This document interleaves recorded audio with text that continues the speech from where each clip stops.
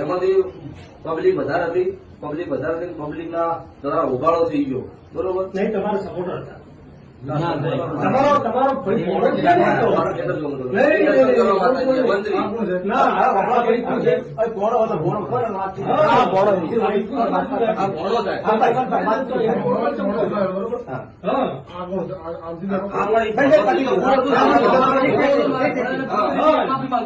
એ મને પણ જે કોઈ કર્યું એમને કાયદેસર માફી મંગાવું છું ભાઈ, બરોબર? એમાં કોઈ બીજી વાત નહીં. તમે ખોટું કર્યું છે ઈ તો એના ઘેર જતો રહે, ભોગવવા અમાર થાય એવો ધંધો કરવો નહીં. ભલે મારા ઘેર નહીં આવે ચાલશે. પ્રશ્ન બીજો કે જે કોઈ અત્યારે ઉબાળો થયો હો એ બધી દિલથી હૃદયના ભાવથી 100% માફી માંગુ છું કે આ વાત કોઈને મગજમાં લેવી નહીં. અત્યારે અમારા દ્વારા મંત્રી દ્વારા બધી વાત થઈ હોય, બરોબર? એ બધી 100% માફી માંગુ છું. કેમ કે મારા ઘરે બબાલ થઈ હોય, કરવા વાળાની વાત તો સાઈડમાં રાખો, પણ નોમ બદલે અમારું થાય, અમને ખોટું લાગે. પરિવાર જેવું આડું પાડું કામ છે, એટલે દરેકને આ માધ્યમથી જણાવવાનું કોઈને આ વાતનો મન દુઃખ રાખવું નહીં. કે અમારો પરિવાર છે, કાલ દાડો ભેળું રહેવાનું છે, એટલે કોઈને મગજમાં ખોટી વાત ને ખોટી વાતમાં લેવું નહીં. જય માતાજી. જે કોઈ કાલે વાત થઈ આમાં વાત એવી છે હકીકતમાં કે જ્યારે એ લોકો આયા ત્યારે હું ખાટલામાં સૂતો હતો. એ લોકો મારી જોડે આયા એટલે મેં બે છોકરા હતા એમને કીધું કે અમને ખુરશી આલો, ચા પાણી કરાવો. પછી એમને મને અમુક પ્રશ્ન પૂછ્યા, બરોબર? એટલે મેં એ પ્રશ્નના જવાબ પણ એમને આપેલા છે. પછી અમુક પબ્લિક એવી આવી હતી કે ભાઈ અમારી કોઈ શ્રદ્ધાના વિશ્વાય અમારી તકલીફ માતાજીની મટે છે અને અમે શ્રદ્ધા વિશ્વાય આવીએ છીએ. એટલે એમને અમુક પૂછ્યું ભાઈ તમારું આઈડી કાર્ડ અમને બતાવો. એટલે એમને કીધું કે ભાઈ અમારું આઈડી કાર્ડ નથી. એટલે એમને કીધું કે તો તમે ડાયરેક્ટ જે ઇન્ટરવ્યુ લીધું છે એ રાઈટ છે. એમાંથી પબ્લિકનો હોબાળો થયો એટલે એ જે આવ્યા હતા એ લોકોનો અમે બાથમાં ગાલી અને મેં લોકોને એવું કીધું કે તમે અત્યારે કોઈ બી કરશો મને દોગમી મને મળશે. આ લોકો મારા ઘરે આવ્યા છે, અત્યારે મારા ઘરે મહેમાન ગતિ છે, બરોબર? અત્યારે તમે કોઈ આ પાછું કરો તો મારું નામ બદનામ થઈ જાય માર્કેટમાં. એટલે અત્યારે કોઈ વસ્તુ તમે કોઈ ચર્ચા કરશો નહીં. અમે હરુપાના પબ્લિક વધારે હતી, રવિવારનો દિવસ હતો એટલે એમને અમે બેહાડી અને પકડીને અંદર આ રૂમમાં લાયા. આ રૂમમાં અહીંયા બેહાડ્યા. મેં કોઈ સુખ શાંતિ અહીંયા બેહો, તમારે ચર્ચા કરવી હતી તો મને સુખ શાંતિ પર્સનલી રીતે પૂછવું હતું કે ભાઈ અમે આ પૂછતો તમને પૂછવા આવ્યા છીએ તો આપણે અંદર રૂમમાં જઈને તમને પૂછી કહો ને તમને હું જવાબ આપો. તમે પબ્લિક વચ્ચે પૂછ્યું ને પબ્લિકે ઉબાળો કર્યો, એમાં કોઈ દોષ નથી મારો, બરોબર? અને એ ભાઈ એમનાથી પછી રાતે અમે મોડા ઉધી હતા, મળ્યા અમને. પછી અમારી બાજુથી જે એમના સમાજના હગાવાલા આયા અહીંયા, બરોબર? એમને એવું કીધું કે જો ભાઈ મારા ઘરે ઉબાળો થયો હો, બરોબર? એ વતી હું દિલથી માફી માંગુ છું. કેમ કે તમે મારા ઘરે આવ્યા હતા.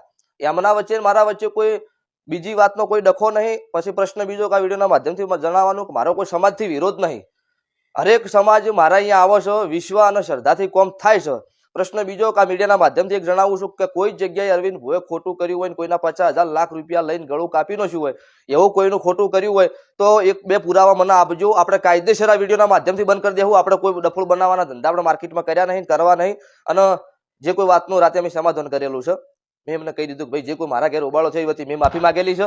કે મારા ઘરે છે એટલે મારે માફી માંગવી પડે, બરોબર? પછી એમને બહાર જઈને જે કોઈ વિડીયો બનાવ્યો હોય એનો મને ખબર નહીં. હું અહીંયા રૂમમાં બેઠો હતો ને એમને બહારથી જે કોઈ વિડીયો બનાવેલો છે અને અમારા મંત્રીને અમારો પરિવાર જેવું હતું એના લઈને આપણે માફી માંગી કે આપણો પરિવાર છે એમને ખોટું ન લાગવું જોઈએ કે અરવિંદ ભુવાજી અમારા વિશે કોઈ વર્તન ન કર્યું. જય માતાજી, જય મેરડીમાં.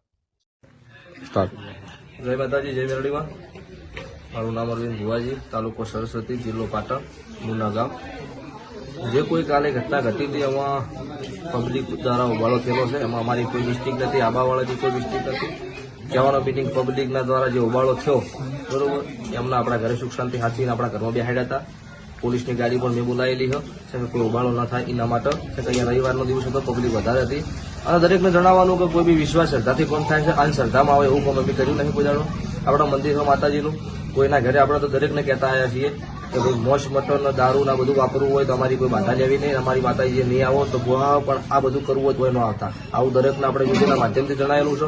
પ્રશ્ન બીજો અંધશ્રદ્ધા, અને એ વસ્તુ એવી છે કે આપણે મીડિયાના માધ્યમથી દરેકને જણાવેલું છે આગળ કે ભણવાની અત્યારે જમાનો છે, ભણજો ગણજો, ઘેર દીવો છે એ સાચવજો, બીજી વાતમાં ઉતરવા મજા નહીં. આવું આપણે મીડિયાના માધ્યમથી કીધેલું છે. અને અંધશ્રદ્ધામાં કોઈ દુનિયાના ભોએ એવું કોઈ નહીં કીધું કે તમે દારૂ પીજો તમારો વખો મટી જાય, તમે જુગાર રમજો તમારો વખો મટી જાય. આવું કોઈ ભોવાજી સલાહ નહીં આલેલી. અમે તો આલી છે એટલી હારી જ આલી છે. હા, કહેવતમાં કીધેલું છે કે બધા હારાય નથી હોતા કે બધા ખરાબે નથી હોતા. 95% ખરાબ હોય, 5% તો સાચા કોઈક ભગવાન વાળા હોય, કોઈક તો સારું કરતો હોય ને, તો બધા ખોટા નહીં હોતા. એટલે કોઈ સમાજનો વિરોધ નહીં. જે કોઈ કાલનો જે વિષય બન્યો હોય એમાં અમારું સમાધાન થઈ ગયેલું છે. જેમ કે અહીંયા આહેડાથી અમારા મંત્રી સાહેબ અને ભૂમાઈની બધા હતા. અમારો પરિવાર જેવું છે. જે આયાથી લોકો એમના વ્યવહાર હતા એટલે એમને લઈને આપણે એક વસ્તુ કે મારા ઘરે ઉબાળો થયાને લઈને આપણે માફી માંગેલી છે કે જે કોઈ પબ્લિક દ્વારા જે ઉબાળો થયો એ વતી તમે મારા ઘરે આવ્યા હતા એ વતી હું દિલથી માફી માંગુ છું. જય માતા જય મેડીમાં. આ રીતિનો કોઈ આગળ ઇન્ટરેસ્ટ ધરાવવો નહીં, જેમ કે વાતનું સમાધાન થઈ ગયેલું છે. જય માતાજી જય મેડીમાં.